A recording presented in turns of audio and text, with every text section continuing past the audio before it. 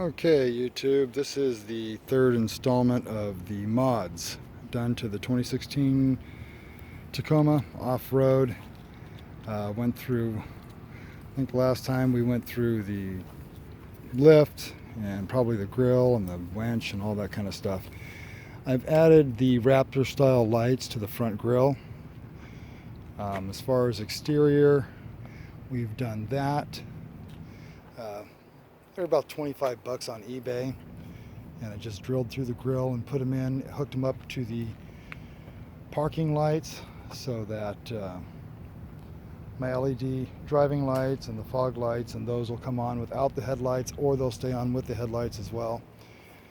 One of my videos, if you guys are subscribers, you see me pre-running through the forest. I was going pretty quick for the rugged terrain that there was, and I blew out my front icons. So I replaced the icon coilovers with the Fox reservoir system with the DSC, which is adjustable. And I'm not going to say it's a tremendous improvement in the ride. Icons did pretty good. The icons just didn't hold up to that sort of rugged abuse. They were under warranty and they did fix them. I've got them in the box, but had to have something to drive around in for the meantime, so I just got the Fox and just haven't got around to putting the icons back on. I've got the ARE Z series shell and the Yakima rack system, or Yakima, excuse me. And I've also got the Yakima basket. I just don't have it on right now. That's up in the garage. So it's a pretty clean shell. It's got a nice color match. The only thing I don't care for too much is it's just the pop out windows. One thing that I did get with it is the actuator so that it locks and unlocks with the key fob. So if I lock up the truck, it locks up the shell. And if I unlock the truck, then it obviously will unlock the shell. And that's a pretty cool feature. The shell did come with LED running lights for an extra 150 bucks. I went to Costco, bought some cheap under cabinet lights, painted them black, and they have a remote with them. So I just Velcroed that to the inside, and for $9.95, seriously, it's a cheap, inexpensive way to get light inside your shell. So it's plenty of light, and again, for the price, you couldn't beat it. It's got the flip down window in the back so you can clean. You do a lot of off-roading, you got to have that feature. But these are the cranks on the window itself. So they kick out. They do have a screen on them.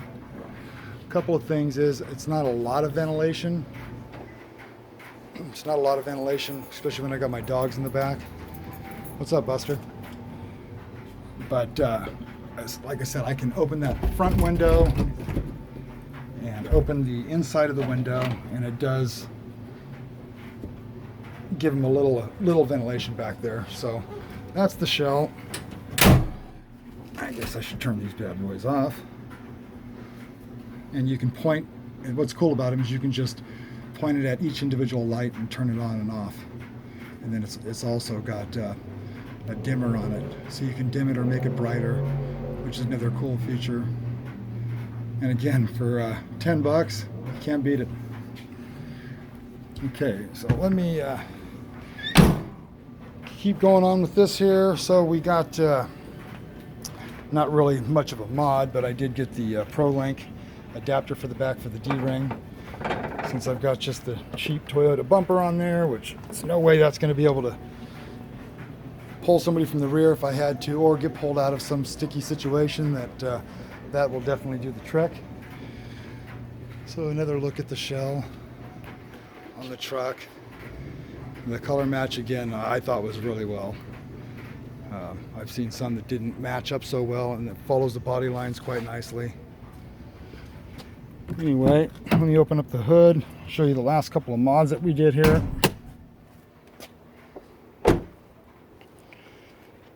It's not much, but first thing that I did here,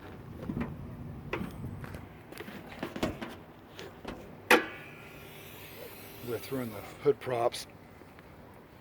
Redline makes two separate types of hood props. They make the higher end series, which is about 110 bucks, or you can get them for like 89, 79, something like that. Went with a higher grade one so they don't fatigue and blow out on me. Also went with the Trd Cold Air Intake. That's what the TRD Pros got in it. You feel a little bit of a difference with it. It's not a huge difference. I don't know if it's worth 400 bucks, but any little bit of power I could pull out of this pig I wanted, so I got it.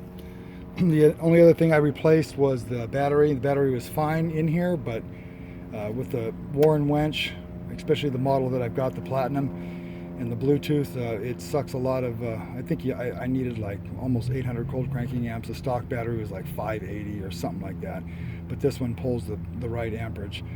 $300 battery, but it's a deep cell, and they're rated better than Optima.